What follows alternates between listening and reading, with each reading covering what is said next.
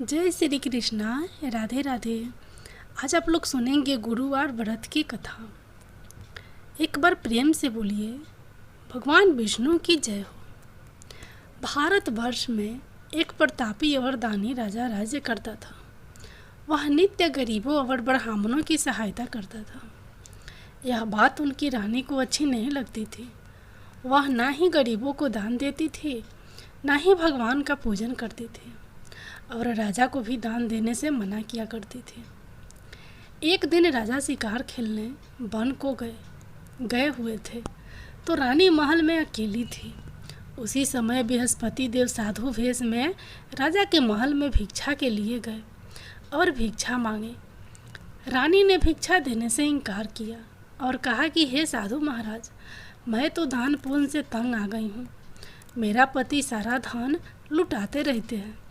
मेरी इच्छा है कि हमारा धन नष्ट हो जाए, फिर न रहेगा बांस न बाजेगी बांसुरी।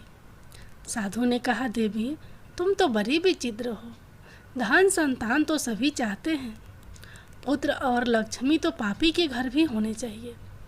यदि तुम्हारे पास अधिक धन है तो भूखों को भोजन दो, प्यासों के लिए प्याऊ बनवाओ, मुसाफिरों के लिए धर्मशालाएं खुलवाओ।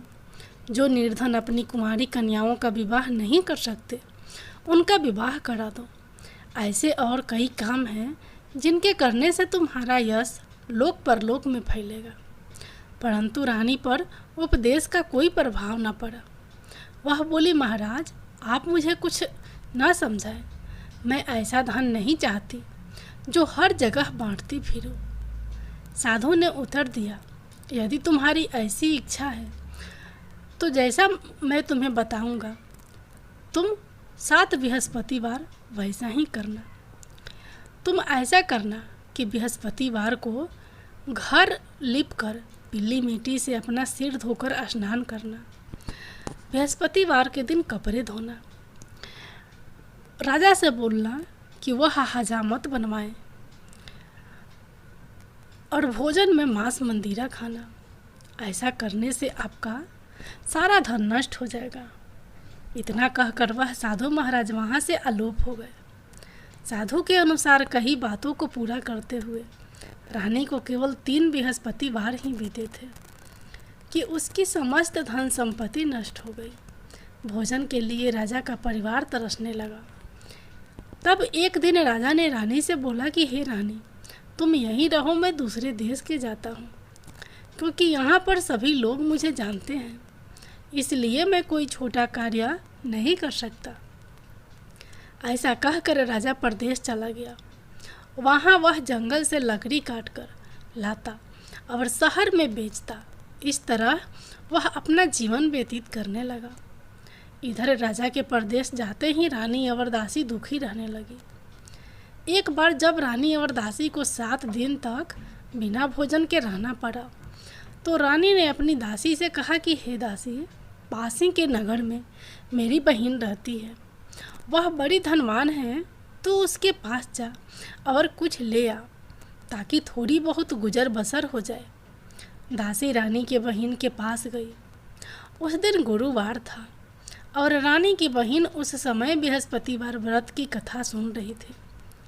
दासी ने रानी की बहन को अपनी रानी का संदेश दिया, लेकिन रानी की बहन कोई उत्तर नहीं दिया। जब दासी को रानी की बहन से कोई उत्तर नहीं मिला, तो वह बहुत दुखी हुई और उसे क्रोध भी आया। दासी ने वापस आकर रानी को सारी बात बता दी। सुनकर रानी ने अपने भाग्य को कोसा। उधर रानी की बहन ने सोचा कि मेरी बहन की दासी आई थी, परंतु मैं उससे नहीं बोली, इससे वह बहुत दुखी हुई होगी। कथा सुनकर और पूजा समाप्त करके वह अपनी बहन के घर आई और कहने लगी हे बहन, मैं बृहस्पतिवार का व्रत कर रही थी। तुम्हारी दासी मेरे घर आई थी, परंतु जब तक कथा होती है तब तक ना तो उठते हैं और ना ही बोलते हैं, इसलिए मैं नहीं बोली।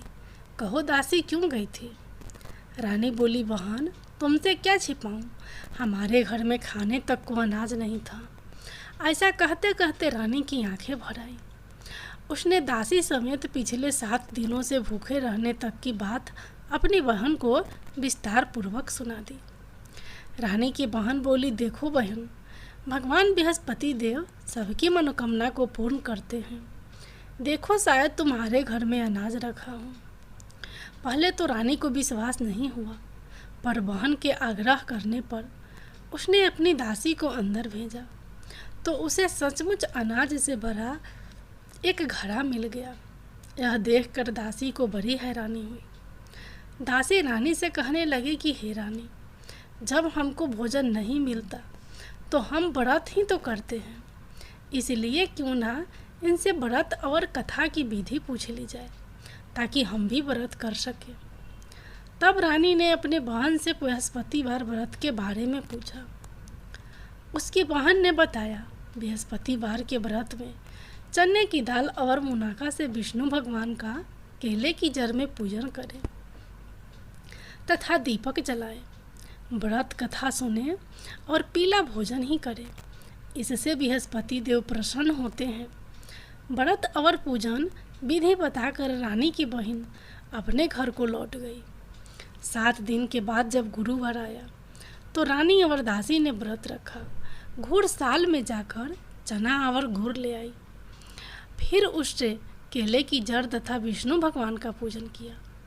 अब पीला भोजन कहाँ से आए, इस बात को लेकर दोनों बहुत दुखी थे, चूँकि उन्होंने व्रत रखा था। इसलिए बृहस्पति देव उनसे प्रसन्न थे। इसलिए वे एक साधारण व्यक्ति का रूप धारण कर 2 थालों में सुंदर पीला भोजन दासी को दे गए। भोजन पाकर दासी प्रसन्न हुई और फिर रानी के साथ मिलकर भोजन ग्रहण किया। उसके बाद वे सभी गुरुवार को व्रत और पूजन करने लगी। बृहस्पति भगवान की कृपा से उनके पास फिर से धन संपत्ति आ गई, परंतु रानी फिर से पहले की तरह आलस्य करने लगी। तब दासी बोली, देखो रानी, तुम पहले भी इस प्रकार आलस्य करती थी। तुम्हें धन रखने में कष्ट होता था, इस कारण सभी धन नष्ट हो गया। और अब जब भगवान बृहस्पति की कृपा से धन मिला है तो तुम्हें फिर से आलस्य होता है। रानी को समझाते हुए दासी कहती है कि बड़ी मुसीबतों के बाद हमने यह धन पाया है, इसलिए हमें दान पुण्य करना चाहिए, भूखे मनुष्यों को भोजन कराना चाहिए और धन को शुभ कार्यों में खर्च करना चाहिए, जिससे तुम्हारे कुल का यश बढ़ेगा, स्वर्ग की प्राप्ति होगी और पितृ प्रसन्न होंगे। दासी की बात मानकर रानी अपना धन शुभ कार्यों में खर्च करने लगी, जिससे पूरे नगर में उसका यश फैलने लगा। एक दिन राजा दुखी होकर जंगल में एक पेड़ के नीचे आसन जमा कर बैठ गया। वह अपनी दशा को याद करके व्याकुल होने लगा। बृहस्पतिवार का दिन था। एकाएक उसने देखा कि निर्जन वन में एक साधु प्रकट हुए। वह साधु वेश में स्वयं बृहस्पति देवता थे। लकड़हारे के सामने आकर बोले, हे लकड़हारे, इस सुनसान जंगल में तू चिंतामग्न क्यों बैठा है?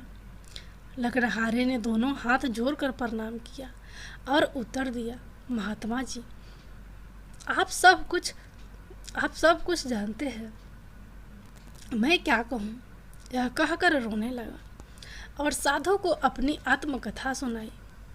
महात्मा जी ने कहा, तुम्हारी स्त्री ने बृहस्पतिवार के दिन बृहस्पति भगवान का निरादर किया है, जिसके कारण रुष्ट होकर उन्होंने तुम्हारी यह दशा कर दी। अब तुम चिंता को दूर करके मेरे कहने पर चलो तो तुम्हारे सब कष्ट दूर हो जाएंगे और भगवान पहले से भी अधिक संपत्ति देंगे। तुम बृहस्पतिवार के दिन कथा किया करो, 2 पैसे के चने मुनाका लाकर उसका प्रसाद बनाओ और शुद्ध जल से लोटे में शक्कर मिलाकर अमृत तैयार करो। कथा के पश्चात अपने सारे परिवार और सुनने वाले प्रेमियों में अमृत व प्रसाद बांटकर आप भी ग्रहण करो। ऐसा करने से भगवान तुम्हारी सब मनोकामनाएं पूरी करेंगे। साधु के ऐसे वचन सुनकर लकड़हारा बोला, हे प्रभु, मुझे लकड़ी बेचकर इतना पैसा नहीं मिलता जिससे भोजन के उपरांत कुछ बचा सकूं। मैंने रात्रि में अपनी स्त्री को व्याकुल देखा है। मेरे पास कुछ भी नहीं जिससे मैं उसकी खबर मंगा सकूं। साधु ने कहा, हे लकड़हारे, तुम किसी बात की चिंता मत करो। बृहस्पति के दिन तुम रोजाना की तरह लकड़ियां लेकर शहर को जाओ। तुमको रोज से दोगुना धन प्राप्त होगा, जिससे तुम भली भांति भोजन कर लोगे तथा बृहस्पति देव की पूजा का सामान भी आ जाएगा। इतना कहकर साधु अंतर्धान हो गए। धीरे धीरे समय व्यतीत होने पर फिर वहीं बृहस्पतिवार का दिन आया। लकड़हारा जंगल से लकड़ी काटकर किसी शहर में बेचने गया। उसे उस दिन और दिन से अधिक पैसा मिला। राजा ने चना गुड़ आदि लाकर गुरुवार का व्रत किया। उस दिन से उसके सभी कलेश दूर हुए। परंतु जब दोबारा गुरुवार का दिन आया तो बृहस्पतिवार का व्रत करना भूल गया। इस कारण बृहस्पति भगवान नाराज हो गए। उस दिन उस नगर के राजा ने विशाल यज्ञ का आयोजन किया तथा शहर में यह घोषणा करा दी कि कोई भी मनुष्य अपने घर में भोजन ना बनावे, न आग जलावे। समस्त जनता मेरे यहाँ भोजन करने आवे। इस आज्ञा को जो ना मानेगा उसे फांसी की सजा दी जाएगी। इस तरह की घोषणा संपूर्ण नगर में करवा दी गई। राजा की आज्ञा अनुसार शहर के सभी लोग भोजन करने गए, लेकिन लकड़हारा कुछ देर से पहुंचा, इसलिए राजा उसको अपने साथ घर लिवा ले गए और ले जाकर भोजन करा रहे थे तो रानी की दृष्टि उस खूंटी पर पड़ी जिस पर उसका हार लटका हुआ था।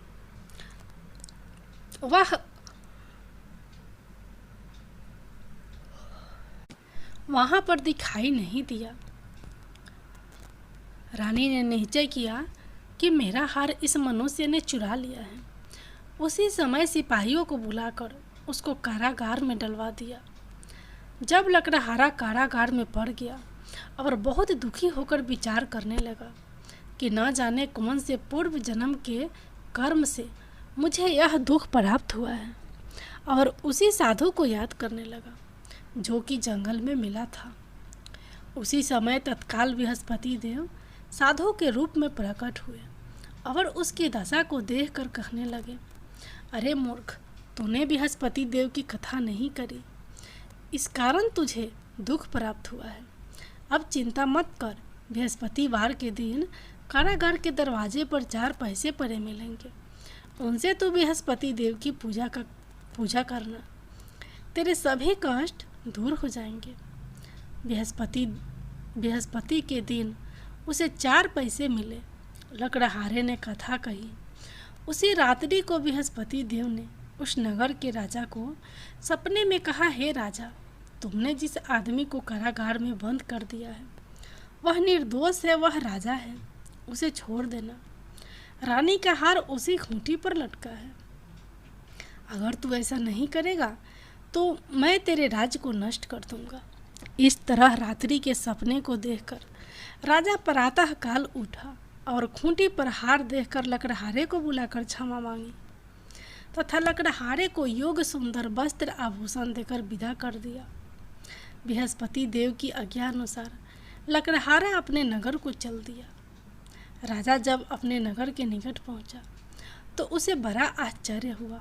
नगर में पहले से अधिक बाग, तालाब, कुएं तथा बहुत सी धर्मशाला, मंदिर बन गई।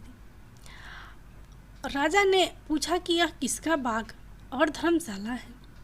तब नगर के लोग कहने लगे कि यह सब रानी और दासी के है। तो राजा को आश्चर्य हुआ और गुस्सा भी आया। जब रानी ने यह खबर सुनी कि राजा आ रहे हैं तो उन्होंने दासी से कहा कि हे दासी, देख, राजा हमको कितनी बुरी हालत में छोड़ गए थे। हमारी ऐसी हालत देखकर वह लौट न जाए, इसलिए तू दरवाजे पर खड़ी हो जा। रानी की आज्ञा अनुसार दासी दरवाजे पर खड़ी हो गई। राजा आए तो उन्हें अपने साथ लिवा लाई। तब राजा ने क्रोध करके अपनी रानी से पूछा कि यह धन तुम्हें कैसे प्राप्त हुआ है। तब उन्होंने कहा, हमें यह धन बृहस्पति देव के इस व्रत के प्रभाव से प्राप्त हुआ है। राजा ने निश्चय किया कि 7 रोज बाद तो सभी बृहस्पति देव का पूजन करते हैं, परंतु मैं प्रतिदिन दिन में 3 बार कहानी तथा रोज व्रत किया करूँगा। अब हर समय राजा के दुपट्टे में चने की दाल बंधी रहती तथा दिन में 3 बार कहानी कहता। एक रोज राजा ने विचार किया कि चलो अपनी बहन के यहाँ हो आवे। इस तरह निश्चय कर राजा घोड़े पर सवार हो अपनी बहन के यहाँ चलने लगा। मार्ग में उसने देखा कि कुछ आदमी एक मुर्दे के लिए जा रहे हैं।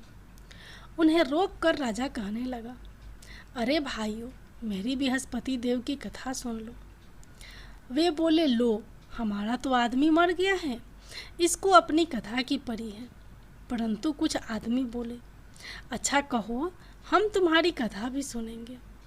राजा ने दाल निकाली और जब कथा आधी हुई थी कि मुर्दा हिलने लग गया, और जब कथा समाप्त हो गई तो राम राम करके मनुष्य उठकर खड़ा हो गया। आगे मार्ग में उसे एक किसान खेत में हल चलाता मिला। राजा ने उसे देख और उससे बोले, अरे भैया, तुम मेरी बृहस्पतिवार की कथा सुन लो। किसान बोला, जब तक मैं तेरी कथा सुनूंगा तब तक 4 हरैया जोत लूँगा। जा अपनी कथा किसी और को सुनाना। इस तरह राजा आगे चलने लगा। राजा के हटते ही बैल पछाड़ खाकर गिर गए तथा किसान के पेट में बड़ी जोर से दर्द होने लगा। उस समय उसकी माँ रोटी लेकर आई। उसने जब यह देखा तो अपने पुत्र से सब हाल पूछा और बेटे ने सभी हाल कह दिया। तो बुढ़िया दौड़ी दौड़ी उस घुड़सवार के पास गई और उससे बोली कि मैं तेरी कथा सुनूंगी, तू अपनी कथा मेरे खेत पर चलकर ही कहना। राजा ने बुढ़िया के खेत पर जाकर कथा कही, जिसके सुनते ही वह बैल उठकर खड़े हुए तथा किसान के पेट का दर्द भी बंद हो गया। राजा अपनी बहन के घर पहुंचा। बहन ने भाई की खूब मेहमानी की। दूसरे रोज प्रातःकाल राजा जगा तो वह देखने लगा कि सब लोग भोजन कर रहे हैं। राजा ने अपनी बहन से कहा, ऐसा कोई मनुष्य है जिसने भोजन नहीं किया हो तो मेरी बृहस्पतिवार की कथा सुन ले। बहन बोली, हे भैया, यह देश ऐसा ही है कि पहले यहाँ लोग भोजन करते हैं, बाद में अन्य काम करते हैं। अगर कोई पड़ोस में हो तो देखकर आती हूँ। वह ऐसा कहकर देखने चली गई, परंतु उसे कोई ऐसा व्यक्ति नहीं मिला जिसने भोजन ना किया हो। अतः वह एक कुम्हार के घर गई जिसका लड़का बीमार था। उसे मालूम हुआ कि उनके यहाँ 3 रोज से किसी ने भोजन नहीं किया है। रानी ने अपने भाई की कथा सुनने के लिए कुम्हार से कहा। वह तैयार हो गया। राजा ने जाकर बृहस्पतिवार की कथा कही, जिसको सुनकर उसका लड़का ठीक हो गया। अब तो राजा की प्रशंसा होने लगी।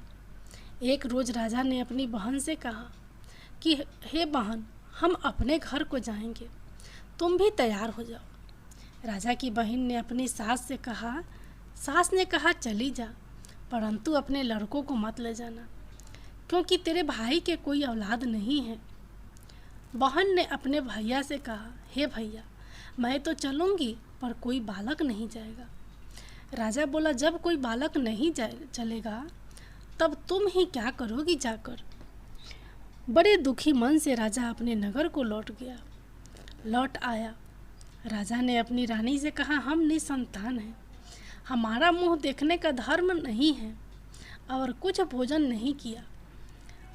रानी बोली, हे प्रभु, बृहस्पति देव ने हमें सब कुछ दिया है, वह हमें औलाद अवश्य देंगे। उसी रात को बृहस्पति देव ने राजा के सपने में आकर कहा, हे राजा, उठ, सभी सोच त्याग दे, तेरी रानी गर्भ से है। राजा की यह बात सुनकर बड़ी खुशी हुई। 9वें महीने में उसके गर्भ से एक सुंदर पुत्र पैदा हुआ। तब राजा बोला, हे रानी, स्त्री बिना भोजन के रह सकती है, पर बिना कहे नहीं रह सकती। जब मेरी बहन आवे तुम उससे कुछ कहना मत। रानी ने सुनकर हाँ कर दिया। जब राजा की बहन ने यह शुभ समाचार सुना तो वह बहुत खुश हुई तथा बधाई लेकर अपने भाई के यहाँ आई। तभी रानी ने कहा, घोड़ा चढ़कर तो नहीं आई, गधा चढ़ी आई। राजा की बहन बोली, भाभी मैं इस प्रकार ना कहती तो तुम्हें औलाद कैसे मिलती। बृहस्पति देव ऐसे ही हैं, जैसे जिसके मन में कामनाएं हैं सभी को पूर्ण करते हैं। जो सद्भावना पूर्वक बृहस्पतिवार का व्रत करता है एवं कथा पढ़ता है अथवा सुनता है, दूसरों को सुनाता है, बृहस्पति देव उसकी सभी मनोकामना पूर्ण करते हैं। भगवान बृहस्पति देव उसकी सदैव रक्षा करते हैं। संसार में जो मनुष्य सद्भावना से भगवान जी का पूजन व्रत सच्चे हृदय से करते हैं तो उनकी सभी मनोकामनाएं पूर्ण करते हैं। जैसी सच्ची भावना से रानी और राजा ने उनकी कथा का गुणगान किया था, उनकी सभी इच्छाएं बृहस्पति देव जी ने पूर्ण की थी। इसलिए पूर्ण कथा सुनने के बाद प्रसाद लेकर जाना चाहिए। हृदय से उनका मनन करते हुए जयकारा बोलना चाहिए। बोलो बृहस्पति देव की जय हो, भगवान विष्णु की जय हो। अब सुनिए गुरुवार व्रत की अगली कथा। प्राचीन काल में एक ब्राह्मण रहता था। वह बहुत निर्धन था। उसके कोई संतान नहीं थी। उसकी स्त्री बहुत मलिनता के साथ रहती थी। वह स्नान ना करती, ना किसी देवता का पूजन करती। इससे ब्राह्मण देवता बड़े दुखी थे। बेचारे बहुत कुछ करते थे किंतु उसका कुछ परिणाम ना निकलता। भगवान की कृपा से ब्राह्मण की स्त्री के कन्या रूपी रत्न पैदा हुआ। कन्या बड़ी होने पर प्रातः स्नान करके विष्णु भगवान का जप व बृहस्पतिवार का व्रत करने लगी। अपने पूजन पाठ को समाप्त करके विद्यालय जाती तो अपने मुट्ठी में जौ भर के ले जाती और पाठशाला के मार्ग में डालती जाती। तब ये जौ सोने के हो जाते। लौटते समय उनको बीनकर घर ले आती थी। एक दिन वह बालिका सूप में उस सोने के जौ को फटक कर साफ कर रही थी कि तभी उसके पिता ने देख लिया और कहा, हे बेटी, सोने के जौ को फटकने के लिए सोने का सूप होना चाहिए। दूसरे दिन बृहस्पतिवार था। इस कन्या ने व्रत रखा और बृहस्पति देव से प्रार्थना करके कहा, मैंने आपकी पूजा सच्चे मन से की है तो मेरे लिए सोने का सूप दे दो। बृहस्पति देव ने उसकी प्रार्थना स्वीकार कर ली। रोजाना की तरह वह कन्या जौ फैलाती हुई जाने लगी। जब लौट कर जौ बीन रही थी तो बृहस्पति देव की कृपा से सोने का सूप मिला। उसे वह घर ले आई और उसमें जौ साफ करने लगी, परंतु उसकी माँ का वही ढंग रहा। एक दिन की बात है कि वह कन्या सोने के सूप में जौ साफ कर रही थी। उस समय उस शहर का राजपुत्र वहाँ से होकर निकला। इस कन्या के रूप और कार्य को देखकर मोहित हो गया तथा अपने घर आकर भोजन तथा जल त्याग कर उदास होकर लेट गया। राजा को इस बात का पता लगा तो अपने प्रधानमंत्री के साथ उसके पास गए और बोले, हे बेटा, तुम्हें किस बात का कष्ट है? किसी ने अपमान किया है अथवा यह और कारण हो सकता, कहो, मैं वही कार्य करूँगा जिससे तुम्हें प्रसन्नता हो।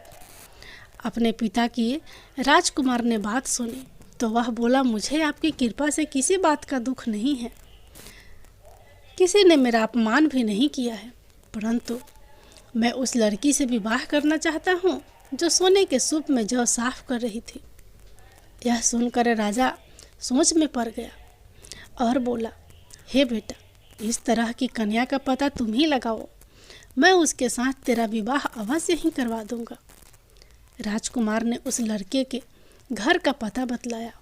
तब मंत्री उस लड़की के घर गए और ब्राह्मण देवता को सभी हाल बतलाया। ब्राह्मण देवता राजकुमार के साथ अपनी कन्या का विवाह करने के लिए तैयार हो गए तथा विधि विधान के अनुसार ब्राह्मण की कन्या का विवाह राजकुमार के साथ हो गया। कन्या के घर से जाते ही पहले की भांति उस ब्राह्मण देवता के घर में गरीबी का निवास हो गया। अब भोजन के लिए भी अन्न बड़ी मुश्किल से मिलता था। एक दिन दुखी होकर ब्राह्मण देवता अपनी पुत्री के पास गए। बेटी ने पिता की दुखी अवस्था को देखा और अपनी माँ का हाल पूछा। तब ब्राह्मण ने सभी हाल कहा। कन्या ने बहुत सा धन देकर अपने पिता को विदा कर दिया। इस तरह ब्राह्मण का कुछ समय सुखपूर्वक व्यतीत हुआ। कुछ दिन बाद फिर वही हाल हो गया। ब्राह्मण फिर अपनी कन्या के यहाँ गया और सारा हाल कहा। तो लड़की बोली, हे पिताजी, आप माताजी को यहाँ लिया लाओ, मैं उसे विधि बता दूंगी जिससे गरीबी दूर हो जाए। वह ब्राह्मण देवता अपनी स्त्री को साथ लेकर पहुँचे तो अपनी माँ को समझाने लगी, हे माँ, तुम प्रातःकाल प्रथम स्नान आदि करके विष्णु भगवान का पूजन करो तो सब दरिद्रता दूर हो जाएगी। परंतु उसकी माँ ने एक भी बात नहीं मानी और प्रातःकाल उठकर अपनी पुत्री के बच्ची जूठन को खा लिया करती थी। इससे उसकी पुत्री को भी बहुत गुस्सा आया और एक रात को कोठरी से सभी सामान निकाल दिया और अपनी माँ को उसमें बंद कर दिया। प्रातःकाल उसे निकाला तथा स्नान आदि करा के पूजा पाठ करवाया तो उसकी माँ की बुद्धि ठीक हो गई और फिर प्रत्येक बृहस्पतिवार को व्रत रखने लगी। इस व्रत के प्रभाव से उसके माँ बाप बहुत ही धनवान और पुत्रवान हो गए और बृहस्पति जी के प्रभाव से इस लोक के सुख भोग कर स्वर्ग को प्राप्त हुए। सह बोलो विष्णु भगवान की जय। बोलो बृहस्पति देव भगवान की जय।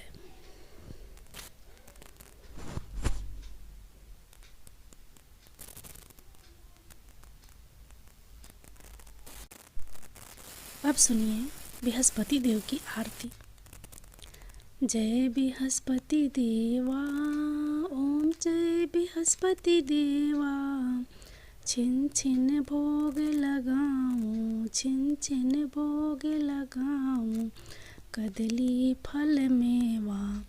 ओम जय बृहस्पति देवा, जय बृहस्पति देवा, तुम पूर्ण परमात्मा, तुम अंतर्यामी, जगत पिता जगदीश्वर, जगत पिता जगदीश्वर, तुम सबके स्वामी। ओम जय बृहस्पति देवा, जय बृहस्पति देवा, चरणामित्र निर्ज निर्मल सब पातक हरता, सकल मनोरथ दायक, सकल मनोरथ दायक, कृपा करो भरता। ओम जय बृहस्पति देवा, जय बृहस्पति देवा, तन मन धन अर्पण कर जो जन शरण परे, प्रभु प्रकट तब हो कर आकर द्वार खरे। ओम जय बृहस्पति देवा, जय बृहस्पति देवा, दीन दयाल दयानिधि भक्तन हितकारी, पाप दोष सब हरता भव बंधन हारी। ओम जय बृहस्पति देवा, जय बृहस्पति देवा, सकल मनोरथ दायक सब संशय हारो, विषय विकार मिटाओ संतन सुख हारी। ओम जय बृहस्पति देवा, जय बृहस्पति देवा, जो कोई आरती तेरी प्रेम सहित गावे, जेठानंद आनंद करे सो निश्चय पावे। ओम जय बृहस्पति देवा, जय बृहस्पति देवा। सब बोलो विष्णु भगवान की जय।